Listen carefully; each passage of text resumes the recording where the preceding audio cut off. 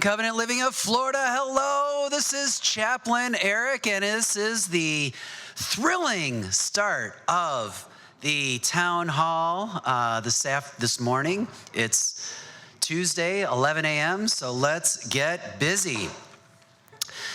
So most Christians know and have memorized John 3:16, right? For God so loved the world that he gave his one and only Son, that whoever believes in him should not perish, but have everlasting life. Now, in the Jewish faith, there's a similar verse that every Jewish person memorizes. It's called the Shema. Shema Yisrael, Adonai Eloheinu, Adonai Echad. And then it goes on from there. But what it means is, hear or listen, O Israel, the Lord our God, the Lord is one. You must commit yourselves wholeheartedly to these commands that I am giving you today. Talk about them with your children. And when you are walking, remember them. On your journey, talk about them. And so we are going to be doing just that on Thursday at 10 a.m., meeting in the prayer room right over there. We are going to have our first prayer walk where we will bathe this community in prayer. And so we're going to start there and make our way all around campus very slowly. And if you come, please bring water. And we're going to make our way through the building so that we're experiencing air-conditioned comfort. But we're going to take time to pray for each building and the needs of the community and the residents and the staff. And the goal really is to, like I said, bathe this community in prayer. It's to build some fellowship and some relationship. It's to exercise our spiritual muscles and a spiritual discipline, and hopefully even spark revival. So I invite you to join us for the prayer walk on Thursday at 10 a.m., and I invite you to join me in prayer. Lord, I thank you for this day that you've made. I thank you that we can rejoice and be glad in it. I thank you for this community that you have blessed us with. May we do our best to give you glory and to serve our neighbor and to love one another. In your holy and precious name we pray. Amen. All right.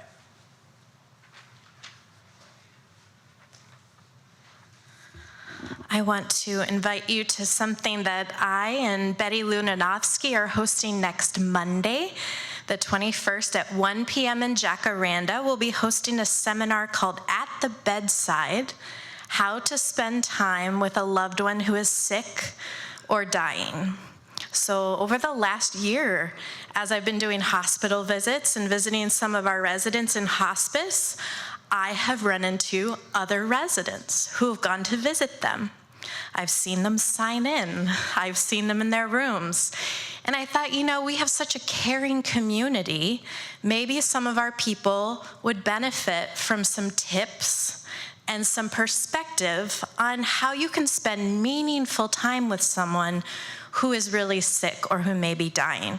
Situations like that can be intimidating, and Betty Lou and I both have a lot of experience with hospice and doing this type of work. So if you want to learn and you want to kind of help settle into that idea and learn how to go without anxiety and know what it looks like to spend meaningful time with your loved one, be it a friend or a spouse or family member, please join us next Monday, 1 p.m. in Jacaranda. And I'm going to hand it off to Brad Bodie.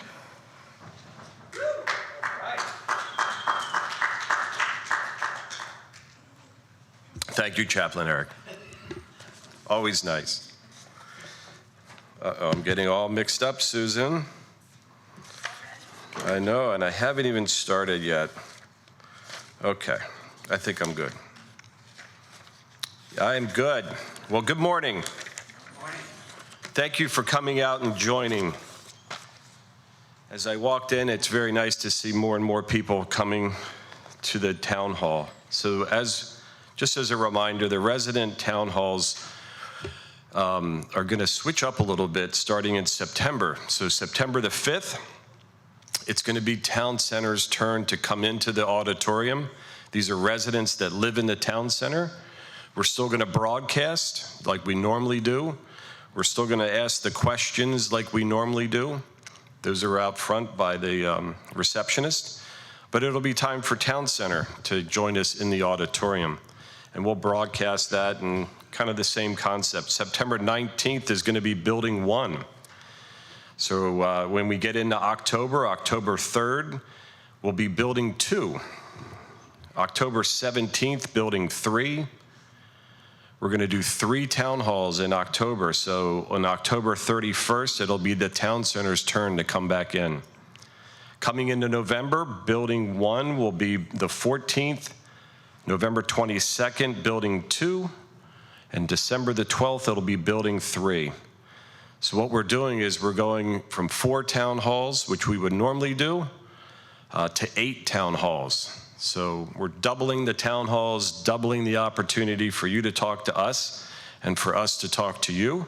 I'll still do the Wednesday mingles, and I'm still going to do the Thursday announcements that I normally have done, but we're doubling up on the town hall. So the group is going to be our dean, myself, Susan, Greg, Roberto, and then we also have HR and Sylvia as our in the back with facilities as optional. So if there's anything that HR wants to talk about, they're more than welcome to join.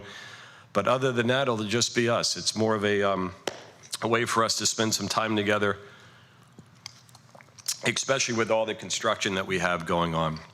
And there'll be updates. I spoke to Steve this morning. I know there's a lot of questions on the construction, so I do have a few updates as we get into it from Steve. He was actually going to join us this morning. Steve is our general contractor that is overseeing the construction project. So, all right, let's start with shout outs. And for those of you that are new, do we have any new residents that are joining here today for the first time?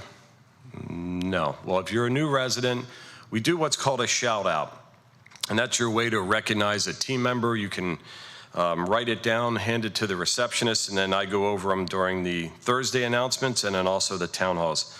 So the first one is to Jennifer in housekeeping. Jennifer kindly stepped in and did the trash in the living room patio before an event.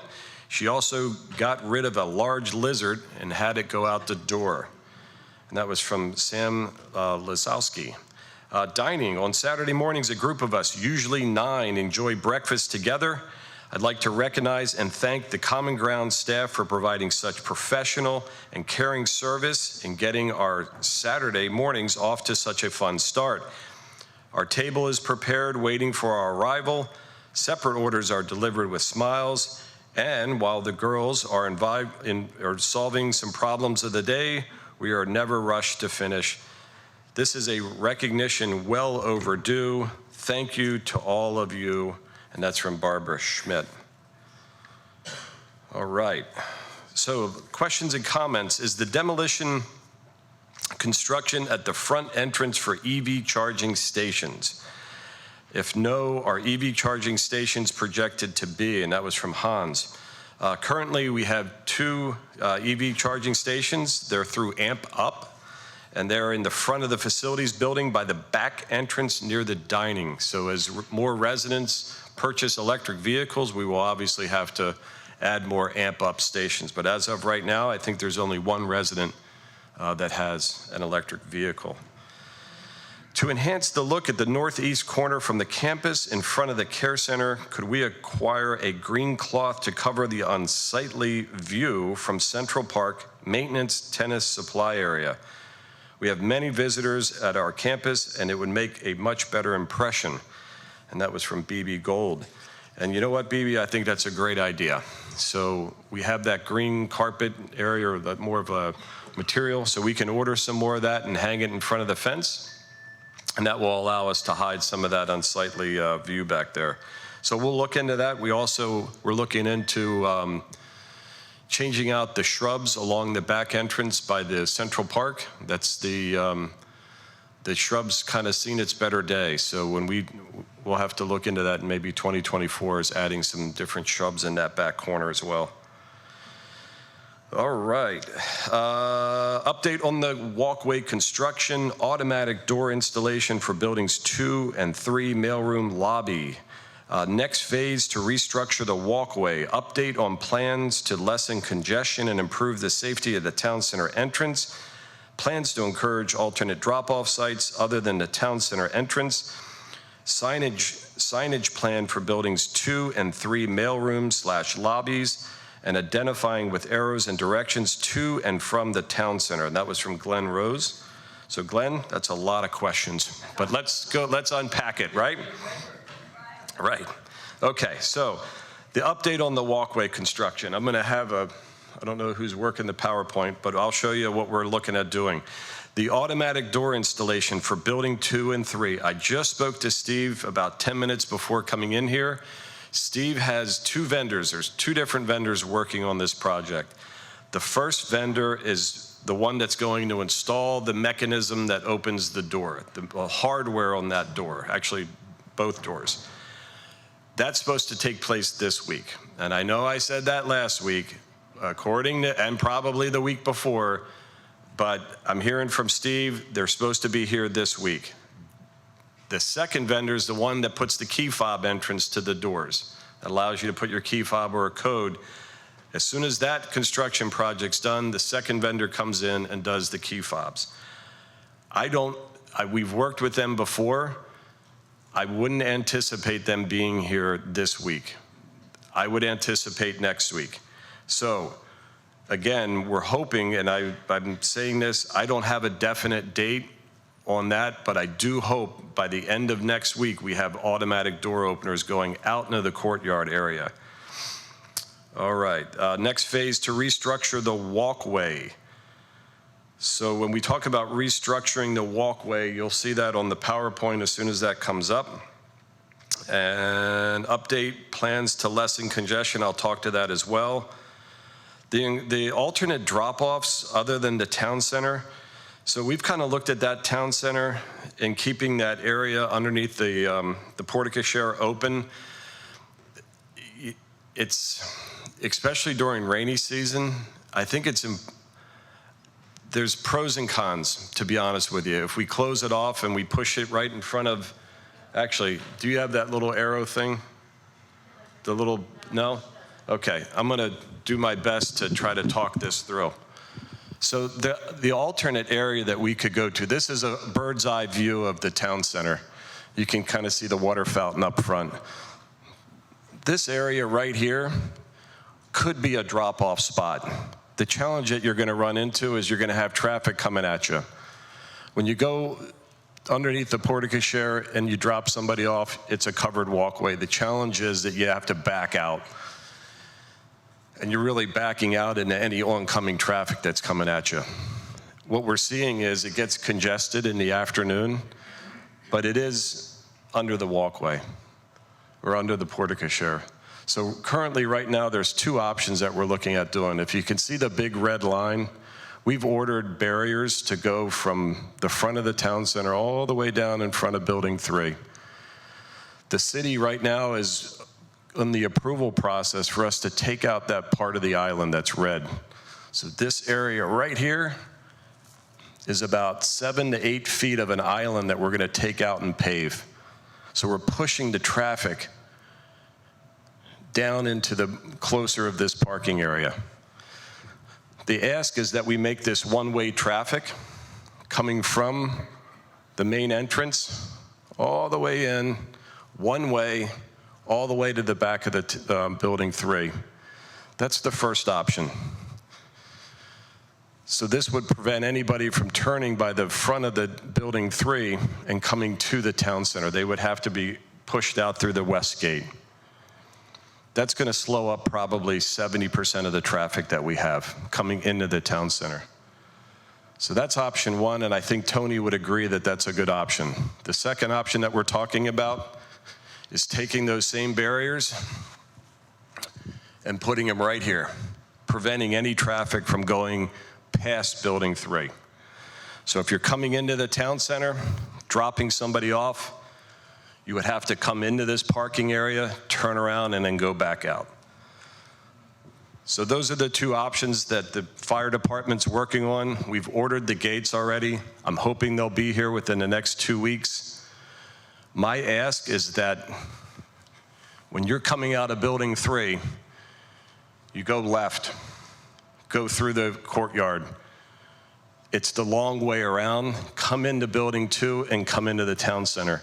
If you have to, come out of Building 3, cross the street, come through here, go around, and come through the entrance like you would the town center.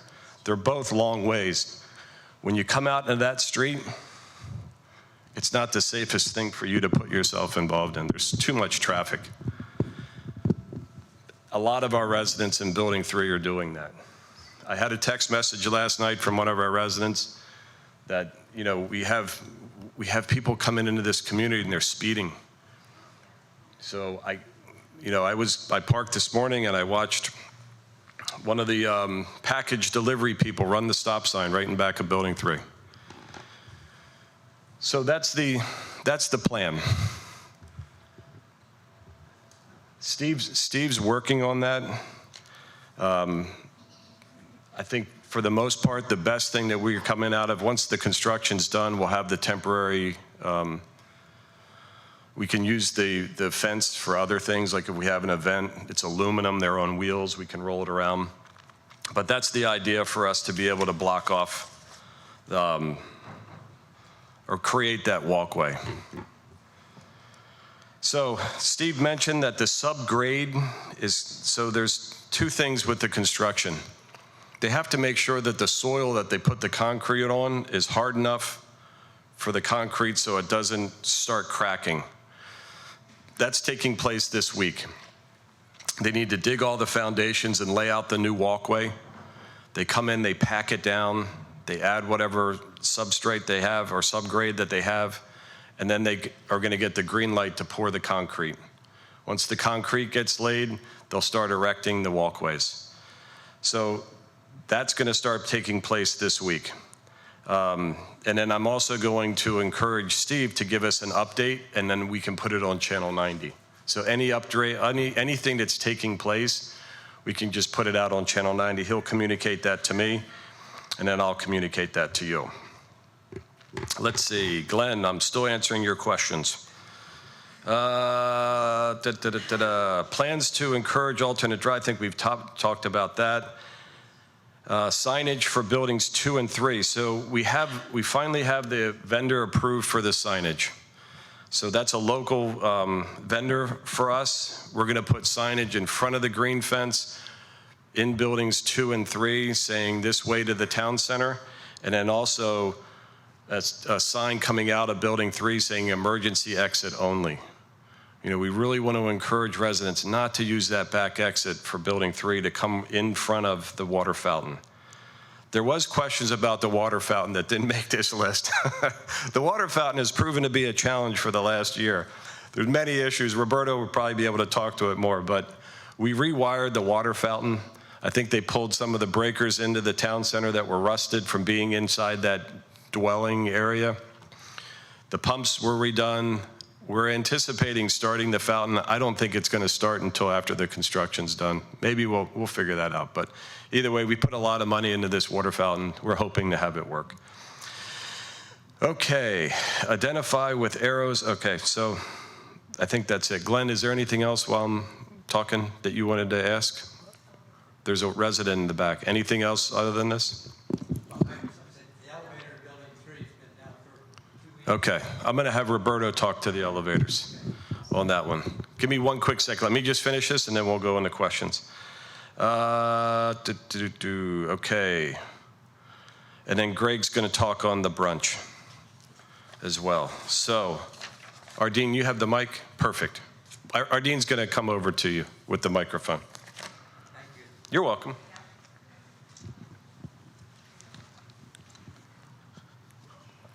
Brad, as I understand it, from what you've just said, the substrate and the pavement and the doors will be proceeding within the next week or two.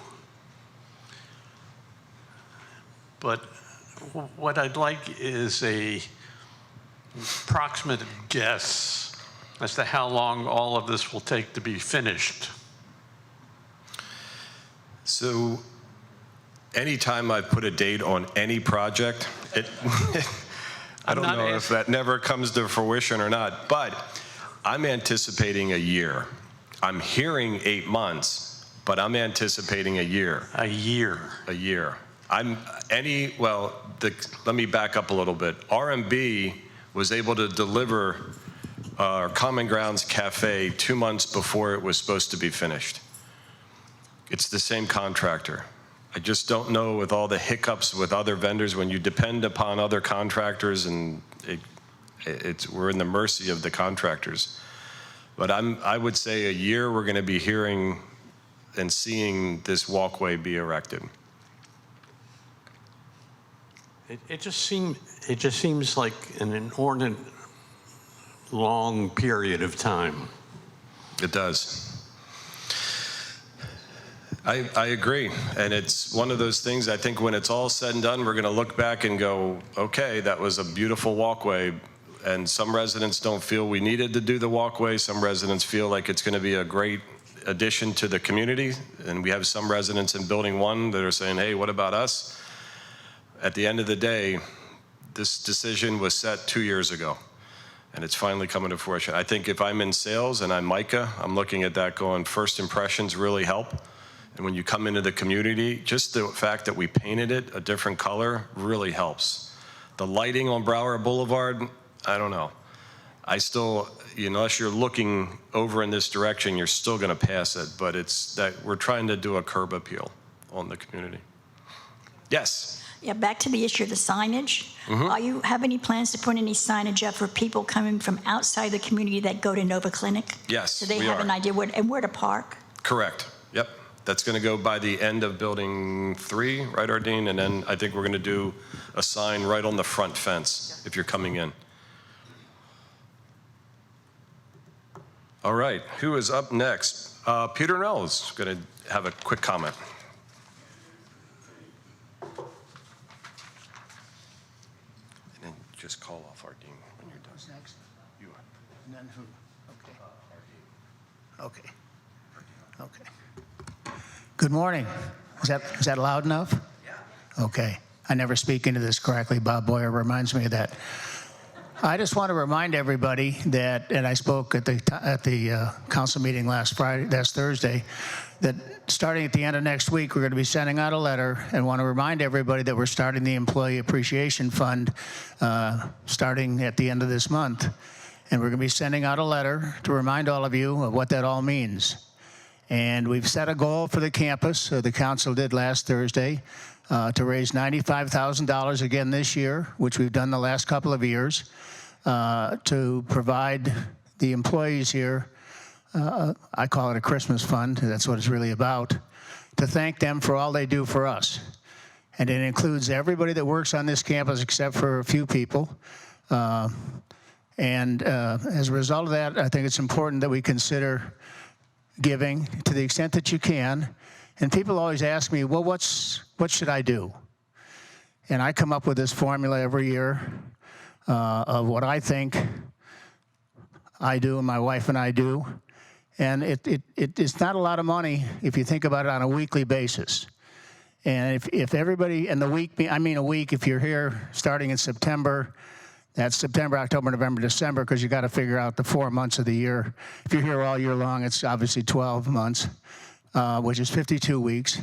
And I think for an average person, if you break it down into a weekly number, it's $10 a week, which makes it $520 a year per person. And if we all did that, we'd raise a couple $100,000, and I know that's not going to happen. But if we can do whatever we can individually toward that kind of a number, we really will be able to take care of our employees. And I think it's important to do that. These times have been difficult for everybody, even all of us sitting in this room today, and there's a lot of residents here, and I appreciate you all coming. But keep that in mind. We'll be sending out a letter, as I say. We're starting a little earlier this year because we have to end by the end of October because everything's being handled check-wise to the employees on a corporate level out of Chicago or Skokie, whatever you want to call it. And so I just want to say in advance, thank you all for giving. I think it's Ardeen. Ardeen, are you up? It says your name on here. I think Brad went over the construction update, so we can jump to the next team member. I didn't have any questions specific for me. It looks like Shamika. Yay!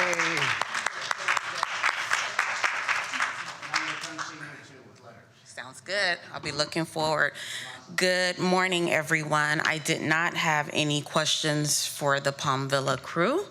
However, I do want to make an announcement that next week, Wednesday, I believe it is, August 23rd is our resident meet and greet. So we have a lot of new residents that have transitioned over to the assisted living unit from the residential setting. So what we try to do monthly is just have a little get together to make everyone feel welcome. So next week, the 23rd will be that time. And if you like, you can feel free to stop by, say hello to your friends and get to know the environment. All right. Next up, we have Mikkel Henry.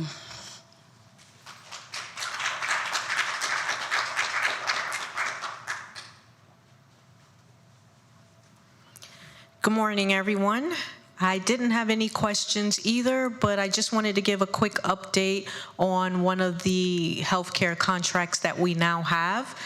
So you all are familiar with whoever has Humana. We were taking Humana for our residents here, but not in the community. Well, now we did get the approval to accept Humana out in the community. And I believe that process took about maybe 4 years. So that has been finalized, and we're just working out the details with that. But we still take all the insurances that you all have, except Care Plus. We are taking Medicare, Florida Blue, Humana, United, Aetna, AvMed, Medicare, and Devoted and HealthSun. We're finalizing the windows. I believe there is one more impact window for the resident rooms that we are waiting on, but all other rooms have hurricane impact windows, and we are going to look at curb appeal for the front entrance, as well as some safety measures and precautions we're taking in our front entrance area. So more to come with that. Okay, any questions? Next up, we have Micah.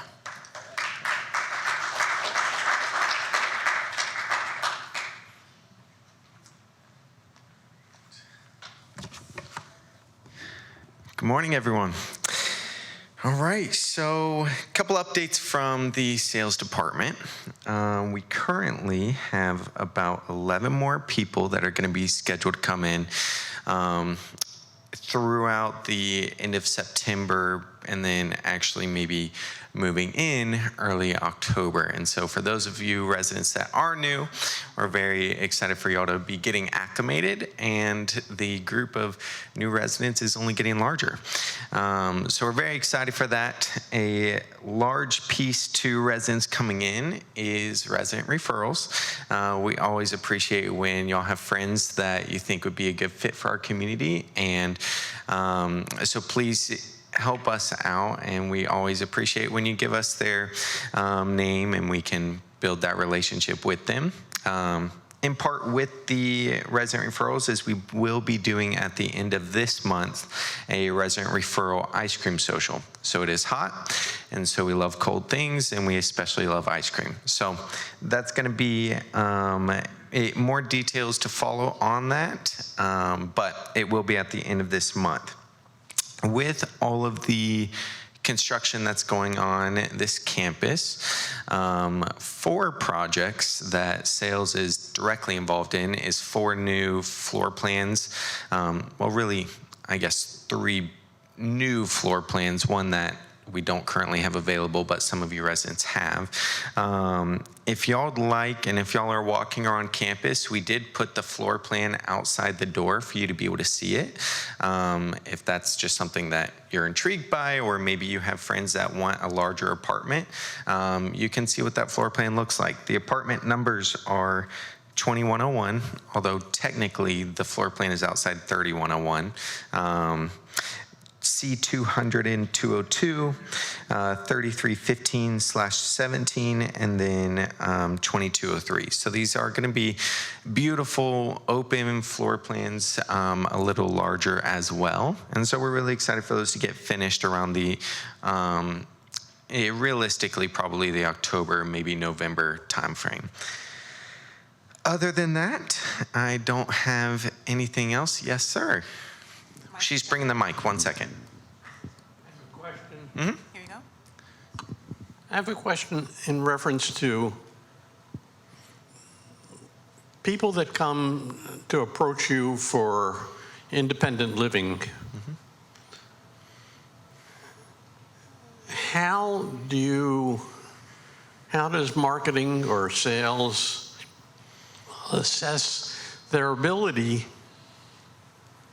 to actually, how do they live independently? That's a fantastic question.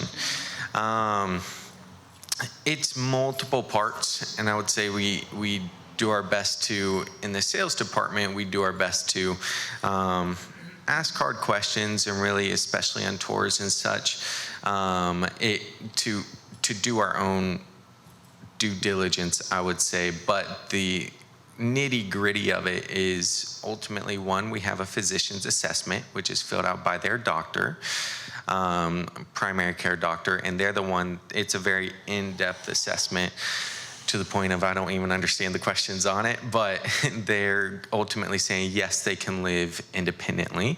And then in our Life Connect visit, we have them sit down with our executive director, Brad, and/or our dean, and then Claudette.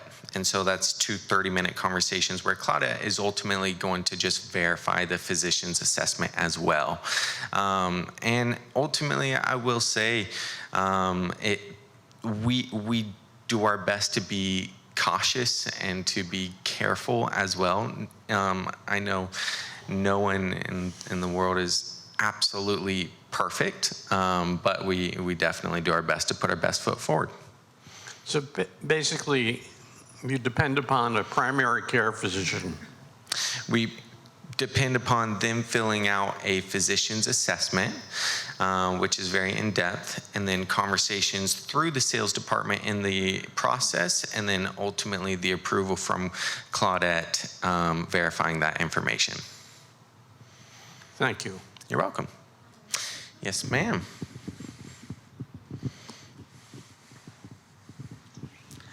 I know not many people ask this question, but is there a security check for your incoming residents?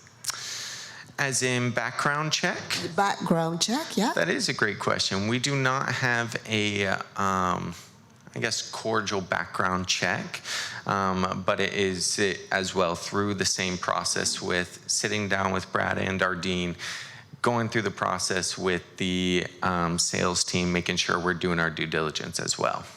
I'm just wondering, though, if it won't become a necessity given the kind of society we live in right now. I agree. That would be something that would come from ultimately the executive leadership into the corporate side. But that's a great suggestion, and I don't think anyone would be against it at all. Okay. Thank y'all so much. I hope y'all have a fantastic day. And up next is Greg.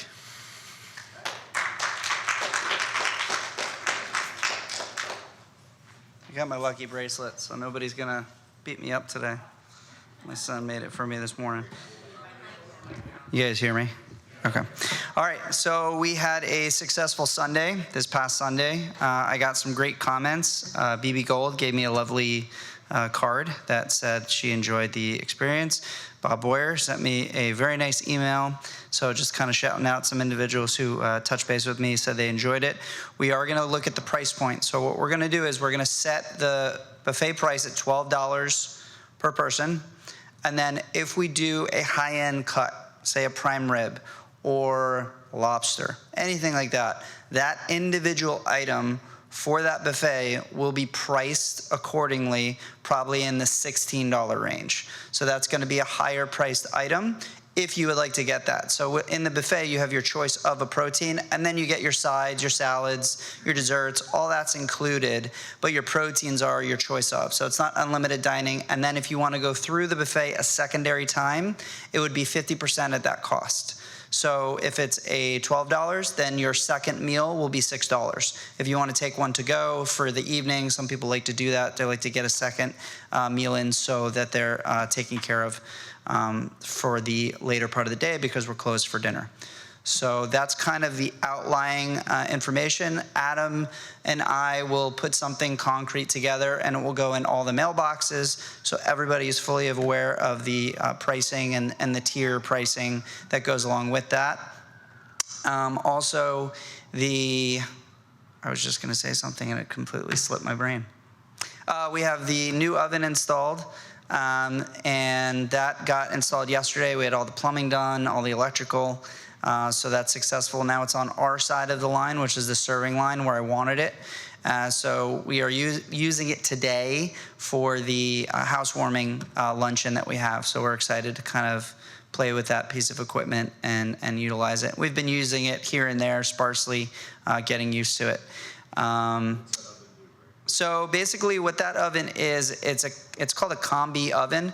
So it combines water and heat at the same time. So basically it can be a dry oven with the injection of humidity. So what that does is it allows cooking of proteins under a moist environment while also being able to sear on the outside. So it kind of does two different things. It's normally a very expensive piece of equipment, but I have connections locally that I've had for about 15 years, so it's always who you know. So I was able to get that piece of equipment at a very, very, very, very, very, very low price. So I'm quite happy about that. So we're going to utilize that piece of equipment for finishing products in the evening for dinner. So it'll be more cooked to order. So we'll have things par cooked, and then that'll kind of be finished within that oven. That of course takes training and time for our guys to get used to that piece of equipment. It's something that they haven't used before. So there is a training period that goes with it. Generally, it's on, off, start, go. It looks like an iPhone, so it's very digital and pretty clear to understand. But it just takes a couple times, so it'll probably take a couple weeks for the guys to get on board and trained with it and comfortable with it. But once it happens, it's really simple and it's a great piece of equipment, and it cleans itself. So I can't argue with that. So it stays incredibly clean. It looks like a mirror on the inside. So the green containers, also I'll touch on that. The green containers, we ordered another 300 of them. So I am saying on this microphone right now, please, if you use a green container and you're part of that program, it would be super beneficial to you and me that we get those containers back to us as fast as we can. You know, I'm not telling you to eat your meal and then walk down to the dining room and hand it to us. Next day, maybe the following day. But I know that the apartments probably don't have enough room to stack up green containers. Please don't donate them to family. I know it would be a lovely gift, a lovely parting gift as they visit you. But please, let's keep them in the family. I keep them, they're like my children. And I have 300 of them right now, and I'd like to keep 300 kids. If I lose one of my kids, I have an extra, so it's fine. But I don't want to lose any of the green containers. So please bring those back. We have a drop area that I think is working really well. It's a basket right outside of the bistro. Every morning we come in, we see an average of 10 to 12 containers, so we're seeing that flow is very well. And it helps with paper consumption and costs on that end, and just the load of trash that leaves an apartment or that nursing has to take out. That it builds up over time. Another thing on the healthcare side, I'll touch on really quickly. We have a new piece of equipment that heats the plate bases. So that is to keep food hot as it's delivered on the healthcare side to residents over there. That's very important, is food temperatures. As we're dealing with it on the independent side, the healthcare side is just as important as that side to make sure that residents are getting hot food when it's delivered to them through our inspection windows, and that's what they're looking for. So it's a new piece of equipment. It heats 20 bases at a time. And it got delivered yesterday and is getting plugged in hopefully today. So we're able to get that up and running, and it gives us the option of 20 units instead of the one we had. If that breaks, we don't have a backup. So now I have 20 inserts that if one goes down, 19 still work. So it kind of gives me a little cushion and makes me feel better about that. And I think that's it. Do we have any questions? Yes. On Sundays, for people that like to coming with the mic. Coming with the mic. I'm coming with the mic. Here you go. On Sundays, for people that like to eat later in the day, can we pick up from the buffet without eating at the buffet? Yeah, so you can come down, do a pickup, we'll give you a box, and we'll just kind of write a price on it so we know what's going on and what's happening. Oh. And you can come through the line and take it to go. And yeah, so we're looking at deliveries, and we're still working through that to see what that looks like. We may not do deliveries on Sundays. We may just do pickup only. Yeah, we're working with that. I'm going to work with Brad and Adam and kind of get that finalized before the next Sunday one. And that will be on the paper. You'll have that. That's what it was. Reservations. So for Sunday, I'm asking, the reservations are not to lock you into coming. It's if you don't have a reservation, it doesn't mean you can't come. It just helps us understand how many people are coming. If I'm making something for my house, I like to know how many people are coming. Is it 50? Is it 5? Is it 10? So that just gives us an idea of how much food to produce. So basically, by Friday afternoon is kind of like the cutoff of like when reservations should be in. They're at the front desk. You can always reach out to Adam or any one of the servers to give your reservation for Sunday, just to say you're coming, so we know who's coming and how many. And that's it. That's what it was. Yes. Greg, the buffet went very well, very smoothly. Yeah. But the one hiccup I noticed was if people only finished half of their plate and wanted to take the rest of that first plate home, there were no containers available, and nobody had any way to give them anything to transport that in. So if that could be taken into consideration, it's what they leave over on their plate after the first serving. Yeah, so I think what we can probably do is we increase our green container numbers. If it's a resident and they're staying on campus, I don't see an issue with us giving you a green container to kind of take that with you, and then you bring it back and that sort of thing. I don't see that being an issue. We've kind of earmarked some capital to invest over the next month or so to kind of build my bank of containers. So I'll probably do one more purchase, and I think that would probably be the last of it. But I don't see a problem now on Sundays that if a resident wants to take it back with them just to go, that we'll be able to supply you with that container. Before, I don't think I would have been able to. We probably would have given you a to-go container, but I think now I'm a little more comfortable with it, and I think residents have learned what the green container program is, so when they see them, they know what to do with them. If you wanted to keep the to-go and the leftover to-go separate, you could give a separate, Yeah, we could paper probably do container. like a pure secondary order, and then kind of whatever's left over Thanks. from your original meal. Anybody else? All right, great, perfect. Next is facilities. Roberto.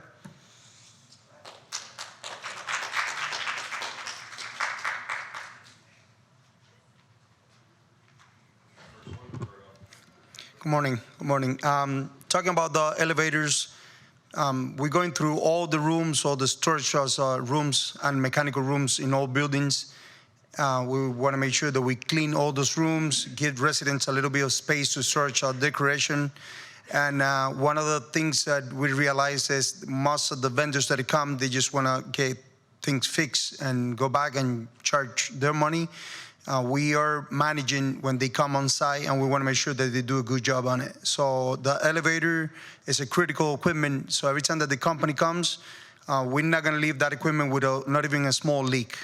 That's why the elevator in building 2 and 3, we had the company coming back because every time that we see a small leak, it's not just the smell, it's an equipment that is critical. We want to make sure that it's working the way it's supposed to. The company is here today. We expect to get the elevator in building 3 back to working today. And as we go in the process of cleaning all the mechanical rooms and the storage room, if any of the residents have a decoration that they want us to keep, just let us know, and we could give you a container with your name on it and put it in a safe place. We're going to be fixing all those mechanical rooms with lights. We're going to be putting paint on the floor, on the walls, and so on. So places that people don't see every day, we want to make sure when anyone walks in that, it reflects what we are in Covenant. Other than that, we want to say I'm sorry for all the construction that is going on in a lot of apartments. I know that it's uncomfortable just leave behind, next, or on top of those apartments that are being refurbed.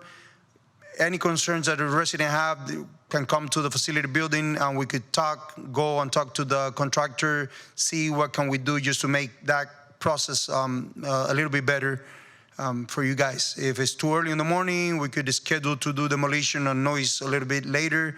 But any concern, any problem that you guys have that's been going on for a while, just let us know.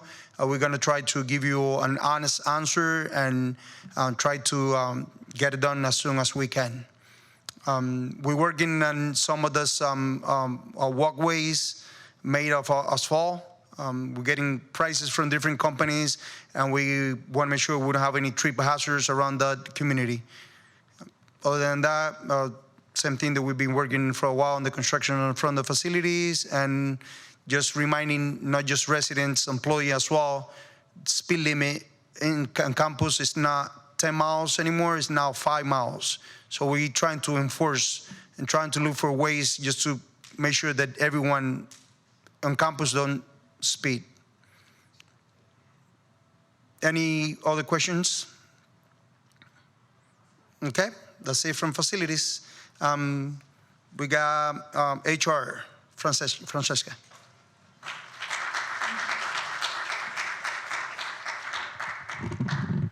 Good morning.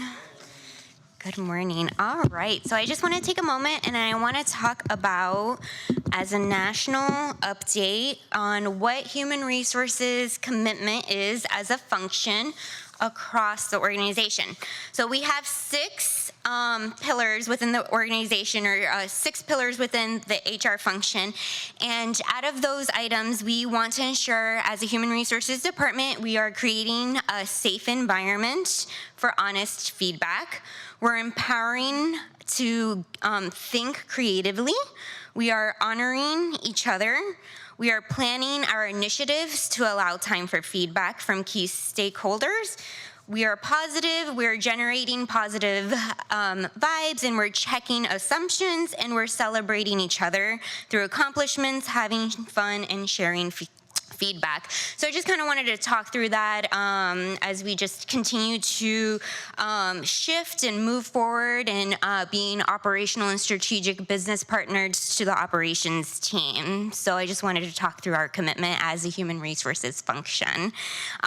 With that being said, I have 3 updates from the department. And so, of course, the primary update is our employee retention goals and our metrics. So as we are currently trending for this month, it appears that we may not only meet our goal, but maybe surpass it just by a little bit. And so we're really excited about that. We have about 6 weeks left of this fiscal year.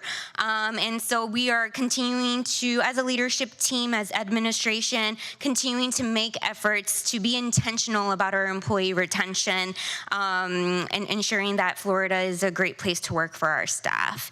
Last week, we hosted our second employee town hall that took place on August 9th, and it was a success. We had over 100 team members show up to the employee town hall. The first session we had back in May, we had about 80 team members show up to that session. So this second session, we had over 100 team members show up, and so we were able to provide updates, recognize each other, and talk about what's coming down the line for the employee standpoint, and just create that team environment that that they're looking for. So we're really excited about that, and we're going to be planning our third town hall really soon as well. And then currently, what's taking place, an initiative that we have right now, you may see some team members wearing these stickers called Be Heard. It's our annual employee engagement survey. So started yesterday, and it's going to run through August 28th. It's very similar to the resident survey that you all took. And so we have an employee survey that we take every year. And so our goal this year is to achieve 90%. Hopefully we can surpass 90%. Last year we ended at 86% employee participation. So this year we want to increase that to 90%, and the company goal is 75%. But we're really achievers here, and we want to really ensure that we have and are able to listen to the voices of our staff and just continue to provide a great environment for them, so that way they can provide a great environment for you, and that's our ultimate goal. So great updates, I think, so far as we continue to end this fiscal year, and looking forward to planning the fiscal year 2024 as we are quickly approaching that. So I just wanted to thank you residents, and thank you to the leaders and staff for being here. And I'm just going to end today with just like a small brief devotional that I read this morning, and it says, people loved to be blessed and encouraged. It can completely change someone's entire day. Heartfelt compliments help people feel and perform better. I ask that we choose someone today, whether maybe it's a fellow resident or a fellow employee, that you would like to bless and just encourage them. Tell them how much you value them and how thankful you are for them, as we are thankful for you. So those are my updates from an HR standpoint. And up next, we have Claudette. Thank you.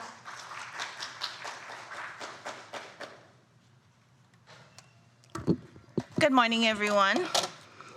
Unfortunately, I always have the not so pleasant things to talk about, but nonetheless, health, keeping us all healthy and safe is paramount to us.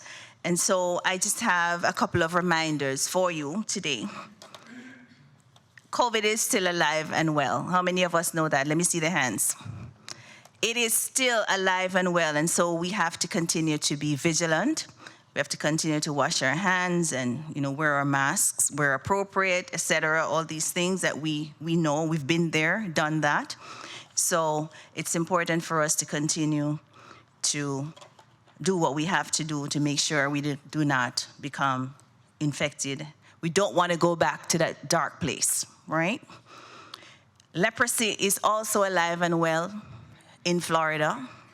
There were, I think, 159 cases reported, and Florida had 17%. So for those of you who don't remember, leprosy is a contagious skin infection. It's caused by a bacteria, and it is pretty ugly. So we want to make sure that we are keeping ourselves safe. That aside, I want to tell you about our upcoming immunization clinic. We're talking to Walgreens, our immunization partner, and our clinic will be held on Thursday, October 26th from 9 to 1 p.m. right here in the Village Center. And of course, we're calling it our immunization clinic this time, not our COVID clinic. It's our immunization clinic because you will be able to get all of the immunizations that you will need. So we're approaching our flu season, so the new flu vaccine will be available for those persons who want to get the shingles or pneumonia, hepatitis, Tdap, whatever it is, it will be provided by Walgreens at that time on Thursday the 26th. Of course, you know that we have some pre-work. So we're gonna have to tell you when it's time to register. You're gonna have to find your immunization cards, your IDs to come along so that we can have you duly protected. Upcoming events. This Thursday at 11 o'clock, our very own Richard Finkel will be presenting. It's Friday, I'm sorry. Thank you, Richard. We'll be presenting. He'll be talking about fall precautions and osteoporosis right here in the Village Center. I want to tell you also our third quarterly Well Chat will be held on Tuesday, the 26th of September at 2 p.m. in the Banyan Cypress Room. Of course, we're going to be having elder law attorney Danielle Slater. She will be there to answer your questions. There are lots of residents who are concerned that they have no families and no close friends to help them to sort their lives out. Well, Danielle is going to be there to provide firsthand some of the options that you have, how to go about planning your own party. So please put that in your diaries. Also, we're going to be launching a new cancer support group, which will be facilitated by Continuum Care Hospice. And that's going to happen from September 15th. That's when we will have the launch at 11 a.m. in the Jacaranda Room. And then after that, every third Friday of each month, we will be having our cancer support group. So please tell your friends, tell your families, come out. It's all being done for your benefit. Just to remind you that we also have our caregiver support group, which takes place every third Wednesday. And this is the one facilitated by Vitas, and it happens every third Wednesday at 3 p.m. in the Jacaranda Room. Are there any questions for me? Yes. Yes, Glenn. Just before this meeting started, someone told me that the blood pressure machine has been installed in the gym. That's a wonderful news. Is that right? Yes. Yes. That is a magnificent health piece for residents and staff. Thank you. Thank you, Glenn. The statement was the blood pressure machine that we've been waiting for, it has been installed in the gym. Yeah, is there any plan to get the mobile mammogram people back from Baptist? I got a notice because I had used it the last year, and it was very popular last year. You had to go with more than one sitting. They had like 2 different sittings. So I'm wondering if we're going to do that again this year. Thank you, Kathleen. That's an excellent question. Actually, just yesterday, Ardeen and I were talking about this, and we're really looking at the practicality of doing it. With all the construction and everything that's happening, we're thinking that there's just too much chaos right now. So we would like to delay that until early next year, God's willing. And Ms. Claudette, do you want to touch a little bit on what we covered yesterday with the Alzheimer's Association walk? Yes, thank you, Ardeen. So on the 26th of November, the Broward Association, Alzheimer's Association, will be having a walk. And this walk is going to take place at the Nova Southeastern campus from 8 a.m. to 12 p.m. I will be registering as an individual. I'm not sure that we're actually going to be registering as Covenant Living, but for those persons who are able to, it would be nice if you could join us.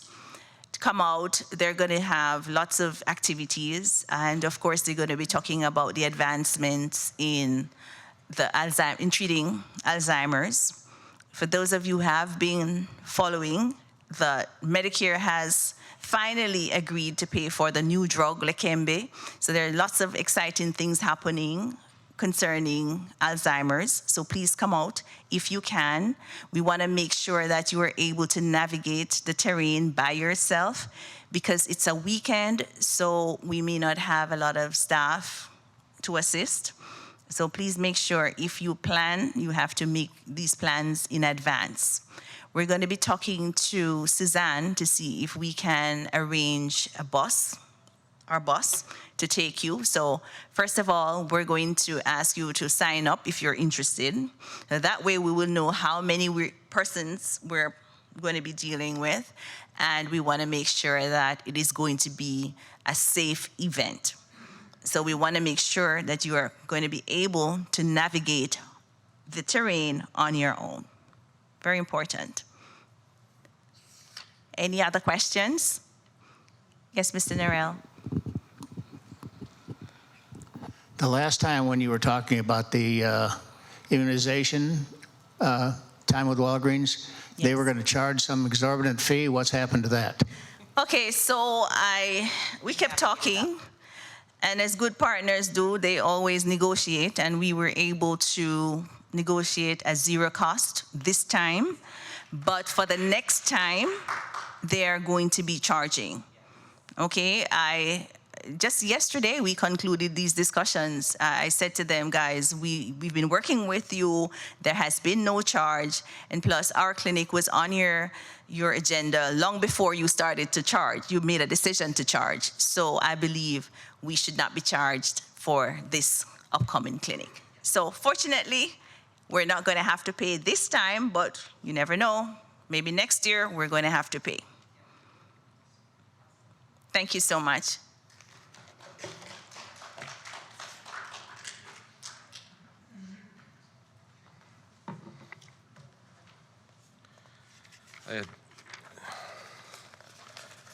Thank you, everyone. So I have a hot off the press, Glenn. Two things that I forgot. I just got an email from Lisa Perkins. She's actually the one that's doing the automatic doors or the key fob. So she is committed to coming out. She goes, if her technician's available, she's trying to change some scheduling to have him out by either Thursday or Friday of this week. If not, early next week. So I just got the email 10 minutes ago for her. And then the second thing was that I forgot to mention on August 31st, that's the Thursday announcements that I do. I'm going to go over the resident survey review. So we'll have it up on it's a PowerPoint presentation. So all the resident surveys that we did a few months ago, we're going to go over all the results. And that's August 31st at 10:15. 10:15. So hopefully you can join me for that one as well. You're welcome. So with that, I hope everybody has a great afternoon. Certainly nice to have a full house. I certainly appreciate all my team coming down for this. I'm looking forward to doing the resident town hall twice a month, or actually in October, it's going to be 3 times a month. We're going to run that until the end of the year. If you feel there's value in it, we'll have to look into January to see if we can continue it. I personally feel there's value in it. I think that if we over-communicate, it helps with a lot of the talk amongst residents, and I think sometimes that in and of itself creates a challenge in creating accurate information. So we'll see how it goes, but again, looking forward to it. Have a great afternoon.